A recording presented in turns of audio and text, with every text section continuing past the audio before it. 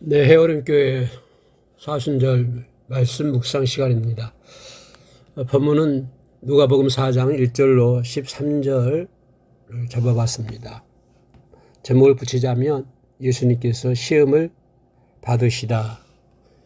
예수님께서 하나님이신 하나님의 독생자이신 천지 만물을 창조하실 때 그 자리에 계셨던 예수 그리스도께서 시험을 받으셨다고 하는 내용이 되겠습니다.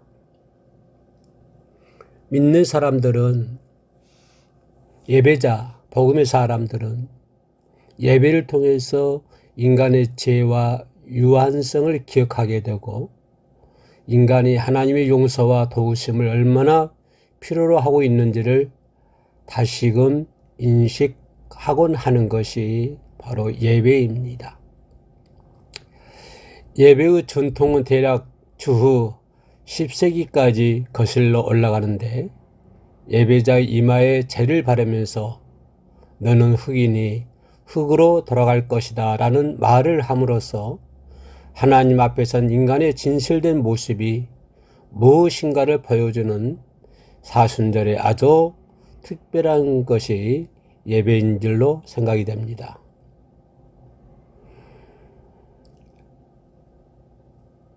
예배는 무엇보다도 죄에 대한 안타까움과 회개가 드러나야 되는 것이고 뿐만 아니라 자신의 삶과 믿음의 질에 대하여 다시 한번 생각해보고 점검하는 시간이 특별히 사순절의 예배가 아닌가 그렇게 생각이 됩니다.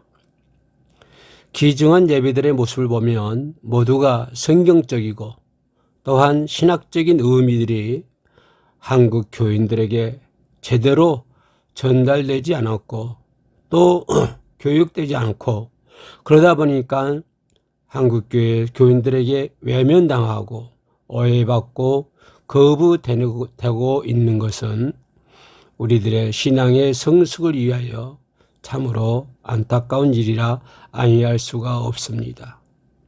그래서 무엇보다도 귀중한 것은 예배들의 성경적이고 신학적인 의미들을 한국교회 교인들에게 제대로 전달되는 과정이 필요하다고 생각해 볼 수가 있는 부분입니다.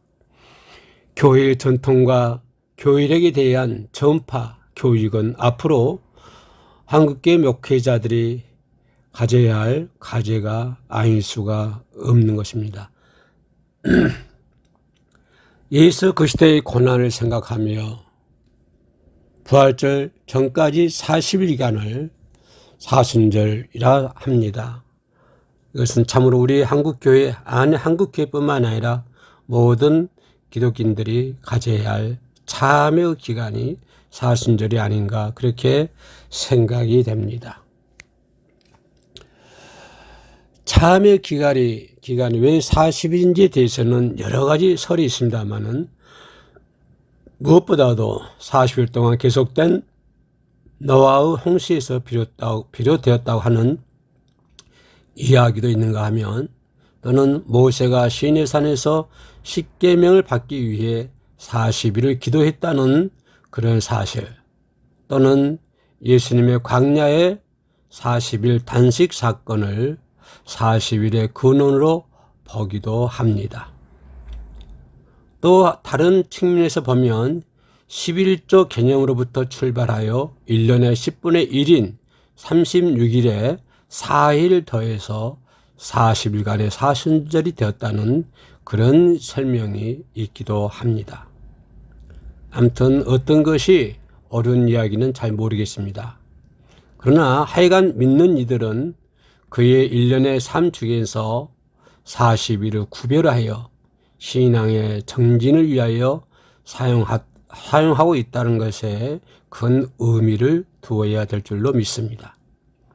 사순절은 이 기간 동안에 믿는 사람들이 지었던 죄를 참회하고 또한 죄의 대가를 치르기 위해서 다른 날보다도 더 열심히 기도하고 때로는 금식하고 때로는 자성전을 하면서 경건하고 절제된 생활을 해야 한다는 데에 사순절의 의미가 있다 생각을 해봅니다. 그러므로 구태여 사순절의 키워드를 정한다고 한다면 죄의 고백, 회개, 참회, 용서, 절제와 경건, 더 나아가 변화라고 생각을 해봅니다. 2024년 사순절 기간이 여러분들에게 아주 중요한 신앙의 정진과 성숙을 위한 좋은 기간이 되기를 소망해 봅니다.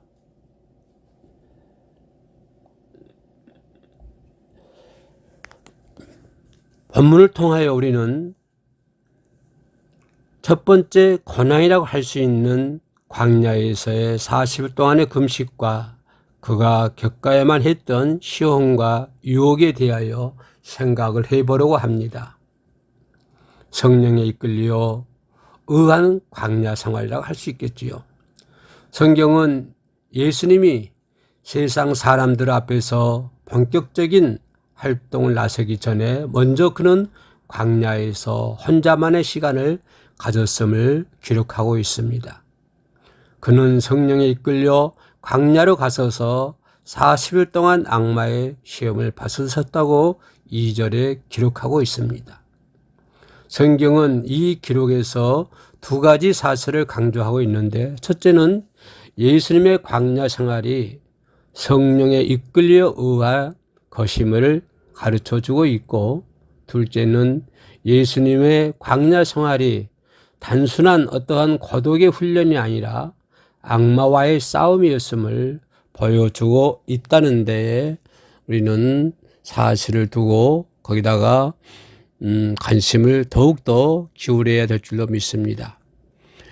예수님이 메시아 사역을 시작하기 직전에 경험했던 광야의 삶은 그가 앞으로 살아가야 할 삶이 평탄한 것만은 아님을 보여주는 사건이라고 바라볼 수 있죠. 광야에서의 40일 동안의 삶을 통하여 성령은 예수님에게 분명히 말하고 있습니다. 하나님의 길을 간다는 것이 우리에게 평탄하고 쉬운 길을 약속하는 것이 아님을 성경에서 본문에서 말씀을 해주고 있습니다. 우리는 곧잘 내가 좋은 일을 하고 훌륭한 일을 하면 내가 하는 일이 형통할 것이며 또한 모든 일이 수월하게 이루어질 것이라고 생각하고 살아가고 있습니다. 그리고 사람들은 다들 나를 칭찬하고 우러러 볼 것이라고 생각하기도 합니다. 내가 하는 일이 사심이 없고 순수하기 때문에 형통은 당연한 일이라고 믿기도 하지요. 그런데 그게 그렇지만은 않습니다. 오히려 하나님 나라의 일을 하는 것은 그리 낭만적인 것이 아니라고 하는 것입니다. 그의 앞에는 말할 수 없는 여러 가지 고난과 박해, 억압이 존재하고 있습니다. 오해도 많이 받을 뿐만 아니라 시기와 미움도 많이 받게 되는 것이 현실이라고 하는 것입니다. 그래서 예수님께서도 믿는다는 것은 좁은 문으로 들어가는 것임을 말씀하기도 하셨지요.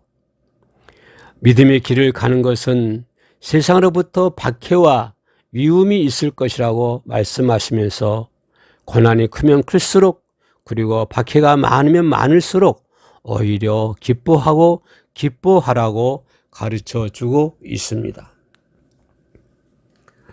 오히려 고난의 존재는 그가 하는 일이 하나님의 나라에 가까울 수 있다는 것에 증명이 되기도 한다는 뜻입니다.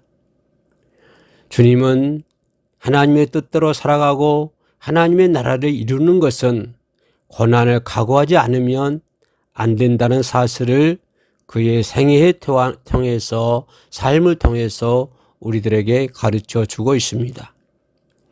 예수님의 40일 동안의 광야에서 삶은 이 땅 위에서 하나님의 의와 뜻을 따라 그것을 실천하기 위하여 산다는 것이 얼마나 어려운 일인가를 보여주고 있는 대목입니다.